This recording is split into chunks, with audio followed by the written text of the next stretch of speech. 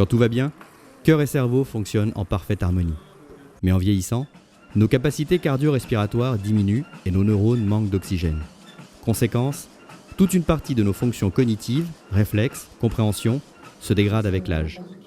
C'est cette interaction cœur-cerveau qui intéresse tout particulièrement l'équipe du laboratoire MOVE, unité de recherche de l'Université de Poitiers, installée à la faculté des sciences du sport. MOVE, c'est un acronyme qui signifie mobilité, vieillissement et exercice. Donc, de façon générale, on va s'intéresser au maintien de l'autonomie des personnes vieillissantes grâce à l'activité physique. Alors, au laboratoire, nous avons des spécialistes de physiologie cardio-respiratoire, donc ils vont s'intéresser au transport et au rôle de l'oxygène, des poumons jusqu'aux cellules, en passant bien sûr par le cœur et les vaisseaux. Le laboratoire MOVE est composé d'une vingtaine d'enseignants-chercheurs, de doctorants et de post-docs qui collaborent avec d'autres équipes, essentiellement au Canada.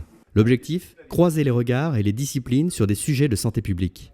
Les travaux de recherche sont structurés autour de 3 grands axes. Les 2 premiers ont pour but de mettre au point des stratégies et un programme d'activité physique adapté afin de limiter les effets du vieillissement sur l'oxygénation du cerveau, avec un focus sur les spécificités biologiques et psychologiques des femmes. Le dernier volet, lui, est un peu différent. Le 3e axe s'intitule Extrême et il va s'intéresser à l'effet de certaines manipulations de l'environnement, en particulier l'hypoxie, donc la quantité d'oxygène disponible pour l'organisme, et le froid également.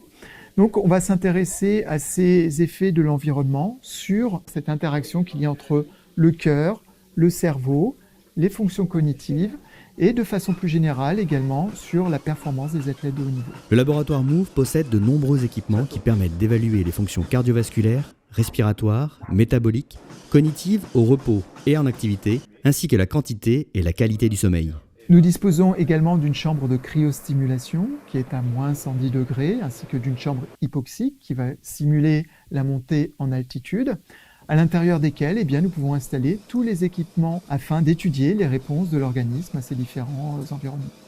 Nous disposons au laboratoire d'autres équipements tels que l'altitrainer qui va générer un gaz appauvri en oxygène que l'on va mettre à la bouche avec un masque et qui va nous permettre par exemple sur 30 secondes, sur 1 minute, sur 2 minutes de faire un exercice avec un air raréfié en oxygène et de récupérer sur 2, 3 ou 4 minutes avec un air qui a une concentration en oxygène qui est tout à fait normale. MOVE a la particularité de s'intéresser aussi bien à l'autonomie des seniors qu'aux performances des athlètes de haut niveau. Des thèmes de société majeurs dans les prochaines années. Le credo ? De la médaille aux patients. Nous travaillons avec l'équipe de France de natation, notamment dans le cadre de projets comme d'idées dans le cadre de Paris 2024.